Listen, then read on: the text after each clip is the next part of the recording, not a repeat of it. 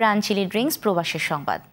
Saudi আরবের Jeddah, Medina, কাতার ও Kuwait প্রতিনিধিদের তথ্যচিত্রে প্রবাসের সংবাদ জানাচ্ছেন মুজাহিদ হাসান। সৌদি আরবের জেদ্দায় বাংলাদেশ ইন্টারন্যাশনাল স্কুলের উদ্যোগে অনুষ্ঠিত হয়েছে আইসিটি বিষয়ক সেমিনার। স্কুলটির ইংরেজি ও বাংলা শাখার যৌথ উদ্যোগে সেমিনারের আয়োজন করা হয়। সেমিনারের প্রধান বক্তা হিসেবে বক্তব্য উপস্থাপন করেন ডাক ও তথ্য যোগাযোগ প্রযুক্তি প্রতিমন্ত্রী জুনায়েদ আহমেদ পলক। বক্তব্য রাখেন জেদ্দার কনসাল জেনারেল শহীদুল করিম, ইংলিশ স্কুল চেয়ারম্যান কাজী নেয়ামুল বশির, বাংলা স্কুল পরিচালনা পর্ষদ সদস্য খন্দকার আবুল কালাম আজাদ সহ আরও অনেকে। নবগঠিত সৌদি আরবের জেদ্দাস্থ চাঁদপুর জেলা জাতীয়তাবাদী ফোরামের উদ্যোগে চাঁদপুর জেলা যুবদলের সাধারণ সম্পাদক আফজাল হোসেনকে সংবর্ধনা দেওয়া হয়েছে।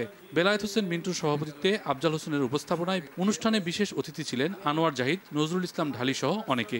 পরে প্রধান অতিথিকে ফুল দিয়ে বরণ করেন নবগঠিত চাঁদপুর জেলা জাতীয়তাবাদী ফোরামের নেতৃবৃন্দ।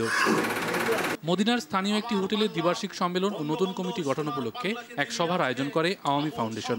সভায় সভাপতিত্ব করেন আওয়ামী ফাউন্ডেশনের প্রাক্তন সভাপতি ইদ্রিস। প্রধান অতিথি ছিলেন ফটো সাংবাদিক মমতাজ উদ্দিন চৌধুরী। পরে 101 সদস্য বিশিষ্ট নতুন কমিটি ঘোষণা করা হয়।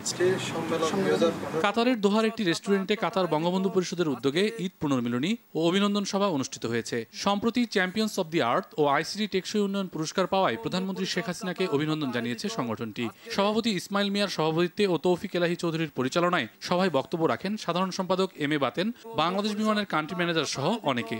আজকের 14তম প্রতিষ্ঠাবার্ষিকী উপলক্ষে কুয়েত আওয়ামী তরুণ লীগের উদ্যোগে আলোচনা সভা অনুষ্ঠিত হয়েছে কুয়েত সিটির একটি হোটেল।